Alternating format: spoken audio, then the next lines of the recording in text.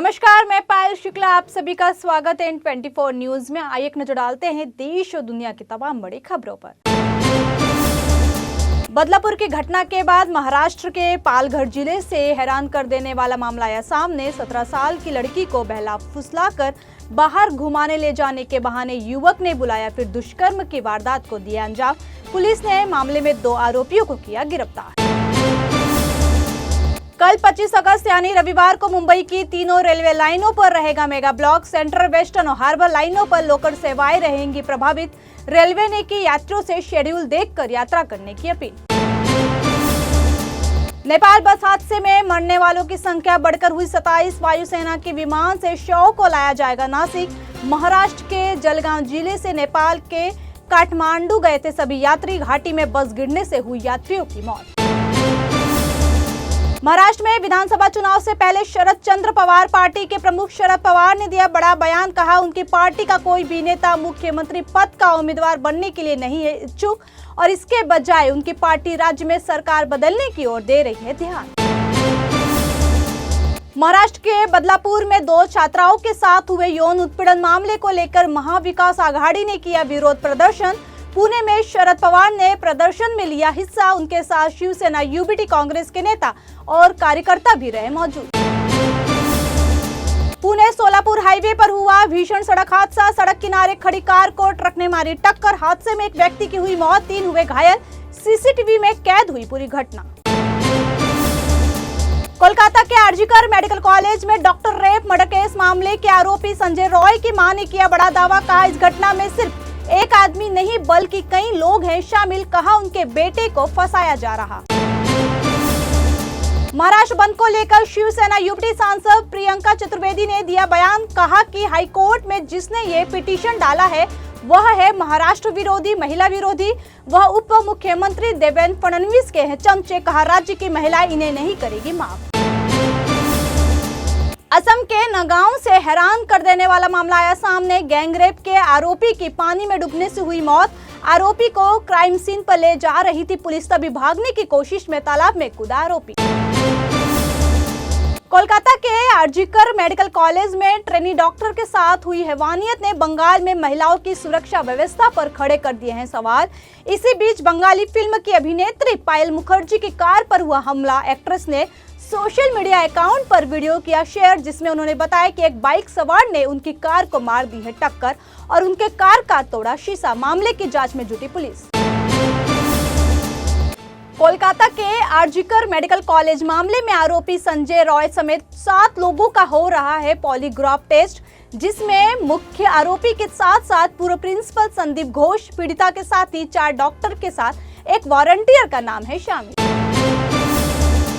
बेंगलुरु से पटना जा रहे इंडिगो की फ्लाइट में एक यात्री की बिगड़ी तबीयत, जिसके बाद महाराष्ट्र के नागपुर जिले में कराई गई इमरजेंसी लैंडिंग। विमान की लैंडिंग के बाद यात्री को अस्पताल में कराया गया भर्ती। अस्पताल प्रबंधक के मुताबिक यात्री को दिल के दौरे की है बीमारी। मुंबई के मालाड, बोरीवली, कांदिवली समेत महाराष्ट्र के कई हिस्सों में हो रही लगातार जोरदार बारिश। मौसम विभाग ने आज और कल के लिए जारी किया ऑरेंज अलर्ट। उत्तर प्रदेश में लोकसभा चुनाव में पस्त हुई भारतीय जनता पार्टी अब 10 सीटों पर होने वाले उपचुनाव से वापसी की कोशिशों में जुटी। मुख्यमंत्री योगी आदित्यनाथ ने इन सीटों पर जीत की खुद संभाली कमान। विधायकों के इस्तीफे और सदस्यता रद्द होने की वजह से रिक्त हुई इन सीटों पर अक्टूबर-नवंबर में हो सकते हैं उपचुनाव। सुर्खियों में रहने वाले महाराष्ट्र नवनिर्माण सेना के प्रमुख राज ठाकरे ने महाराष्ट्र की कानून व्यवस्था पर उठाए सवाल। कहा, महाराष्ट्र में कानून से नहीं है किसी को डर और मैं इस बात के लिए पुलिस को नहीं मानता जिम्मेदार। उन्होंने किया दावा। कहा, अगर जनता दे 48 घंटे तो साफ करके दिखा देंगे पूरा महाराष्ट्र। जेडीएस नेता और पूर्व प्रधानमंत्री एचडी देवगौड़ा के पोते प्रज्वल रेवन्ना के खिलाफ एसआईटी ने दाखिल किया आरोप पत्र। प्रज्वल के साथ साथ उनके पिता और विधायक एचडी रेवन्ना के खिलाफ भी यौन उत्पीड़न मामले में फाइल की चार्जशीट हुई दाखिल। एसआईटी प्रज्वल के खिलाफ 4 मामलों की हो रही जांच, जिसकी तहकीकात में करीब 150 गवाहों के बयानों के आधार पर 2000 से अधिक पन्नों में दायर किए गए हैं आरोप। दिल्ली के कैनॉट प्लेस में एक विज्ञापन बोर्ड पर अचानक चल गई अश्लील फिल्म। इस दौरान जब एक राहगीर की नजर पड़ी तो उसने मोबाइल से घटना का बना लिया वीडियो और पुलिस से इस मामले की शिकायत की। दिल्ली पुलिस ने इस मामले में IT एक्ट की धाराओं के तहत केस दर्ज कर शुरू की जांच पड़ताल। महाविकास आघाड़ी ने आज के लिए नियोजित महाराष्ट्र बंद को ले लिया है वापस। MVA के फैसले के एक दिन बाद शिवसेना UBT प्रमुख उद्धव ठाकरे ने किया दावा। कहा, राज्य सरकार थाने के बदलापुर के एक स्कूल में बच्चियों के कथित यौन उत्पीड़न के खिलाफ कार्रवाई करने के बजाय दोषियों के साथ है खड़ी। भाजपा विधायक के बसपा सुप्रीमो मायावती पर की गई टिप्पणी को लेकर सपा अध्यक्ष अखिलेश यादव ने भाजपा विधायक पर कार्रवाई की मांग की। उन्होंने कहा, राजनीति में मतभेद अपनी जगह, लेकिन एक महिला के रूप में उनका मान सम्मान खंडित करने का किसी को नहीं है अधिकार। पंजाब की राजधानी अमृतसर से एक चौंका देने वाली घटना आई सामने। एक अमेरिकी नागरिक को उसके घर में घुसकर मारी गई गोली। पूरी घटना CCTV में हुई कैद। घायल शख्स की पहचान सुखचैन सिंह के रूप में हुई। फिलहाल पुलिस कर रही मामले की जांच।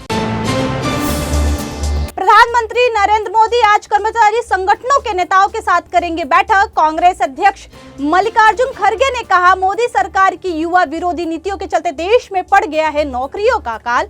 बैंक ऑफ बड़ौदा की ताजा रिपोर्ट में केवल 2022-23 में ही देश की 375 कंपनियों में घटी 2 लाख से अधिक नौकरियां।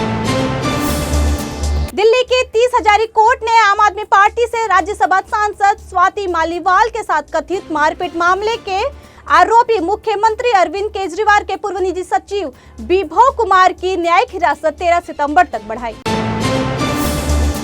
मध्य प्रदेश के इंदौर से हैरान कर देने वाला मामला है सामने। अतिक्रमण हटाने को लेकर जमकर हुआ बवाल।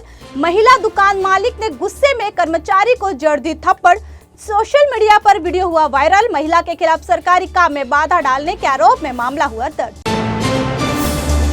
भारत ने स्पेस जोन इंडिया द्वारा हाइब्रिड रॉकेट का किया सफल परीक्षण। यह रॉकेट 50 PICO और 3 क्यूब उपग्रहों के साथ 35 किलोमीटर की ऊंचाई पर पहुंचा और सफलतापूर्वक किया गया प्राप्त। यह कदम वैश्विक तापमान और जलवायु परिवर्तन के अनुसंधान के साथ साथ कृषि, पर्यावरण निगरानी और आपदा प्रबंधन में करेगा मदद। जम्मू कश्मीर में पहले चरण के चुनाव के लिए शुरू हो गया है नामांकन, लेकिन कांग्रेस और नेशनल कॉन्फ्रेंस गठबंधन के बीच अभी भी सीट बंटवारे और CM फेज को लेकर बरकरार है सस्पेंस। किस सीट पर कौन लड़ेगा, इसको लेकर है विवाद। कांग्रेस ने इस पूरे विवाद को सुलझाने की जिम्मेदारी सलमान खुर्शीद को सौंपी। फिलहाल के लिए इतना ही। देश और दुनिया की तमाम बड़ी खबरों के लिए जुड़े रहिए N24 न्यूज से। साथ ही N24 न्यूज के social media platform YouTube, Instagram और Facebook को लाइक, सब्सक्राइब और शेयर करना ना भूलें।